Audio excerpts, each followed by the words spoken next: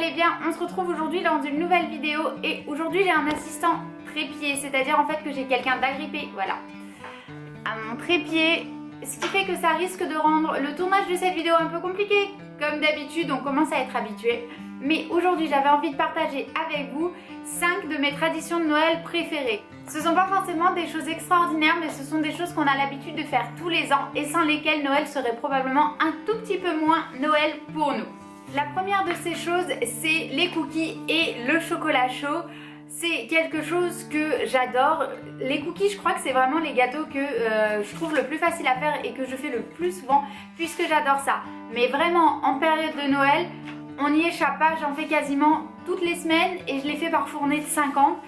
Pour nous, c'est vraiment quelque chose de traditionnel. On n'en mange pas spécialement l'été ou au printemps, mais arrivé vers octobre-novembre, c'est la saison des cookies et c'est quelque chose qu'on adore tout particulièrement et qui nous met vraiment dans cette ambiance un petit peu où on reste à la maison avec un chocolat chaud et qu'on regarde des films et c'est quelque chose qu'on adore tout particulièrement.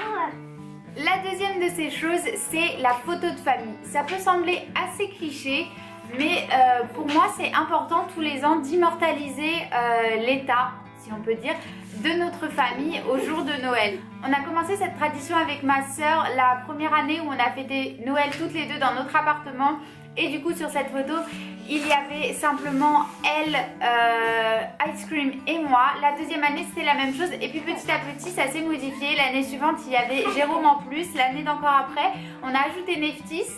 L'année suivante j'ai été enceinte et l'année de cette année qui arrive, on aura Madeleine en plus et je trouve ça vraiment super chouette de voir comment ça évolue et je me dis que peut-être dans 4-5 ans on sera super nombreux sur la photo et qu'on pourra regarder ces anciennes photos en souriant et voir l'évolution.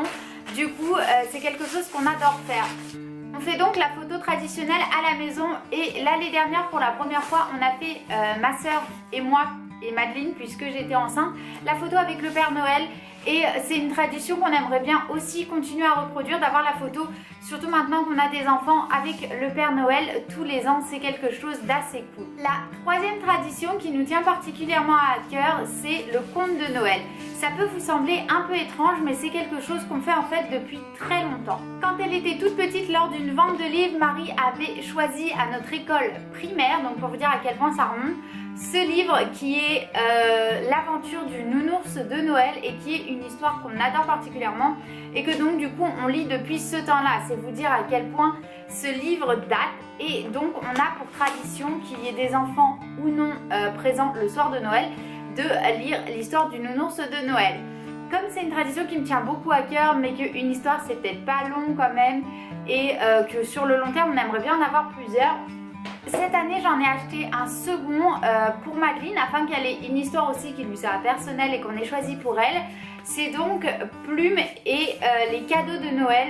C'est une histoire qui est vraiment très mignonne et du coup elle va intégrer notre tradition du conte de Noël cette année. La quatrième tradition c'est le cadeau de la chaussette. On part du principe que y a les gros cadeaux et en général ceux-là on les ouvre le 25 au matin puisque le 25 au matin on a pour habitude de faire un petit déjeuner de Noël. On aime bien manger, du coup chez nous il y a le dîner, le petit déjeuner et le déjeuner à midi, hein.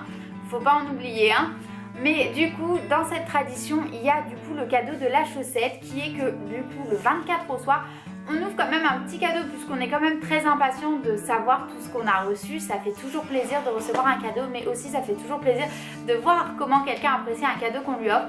Du coup, tous les cadeaux qui sont dans les chaussettes de Noël près de la cheminée sont ouverts le 24 au soir, c'est une petite tradition.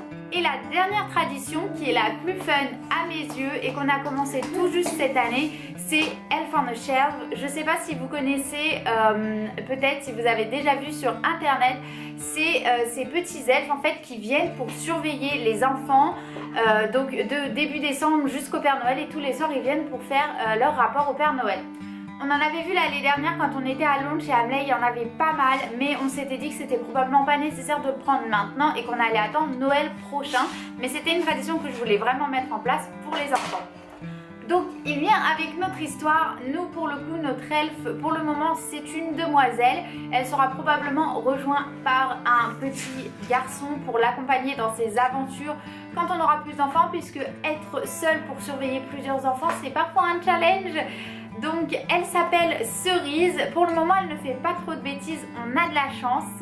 Donc le principe c'est que tous les matins les enfants la retrouvent à un endroit différent et elle a fait oui ou non des bêtises, hein. Souvent ça lui arrive, mais son but principal c'est d'être là pour surveiller que les enfants soient sages, mais pas seulement, elle est aussi là pour écouter leurs souhaits, leurs vœux, leurs demandes, savoir tout ce qu'ils ont à dire au Père Noël et derrière elle le transmet au Père Noël afin qu'ils les connaissent un petit peu mieux et je trouve que c'est vraiment une tradition qui est super chou. Donc cette année on a commencé, Cerise se balade tranquillement dans la maison, elle surveille Madeline mais pas que, hein, puisque nous aussi ça nous arrive de faire des bêtises et Ice Cream aussi, donc elle garde un œil sur toute la famille.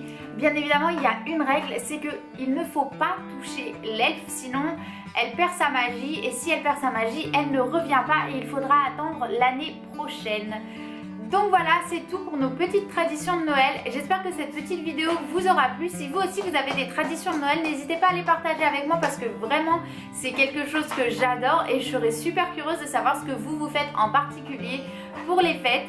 Je vous fais tout plein de bisous et je vous dis à très bientôt dans une nouvelle vidéo.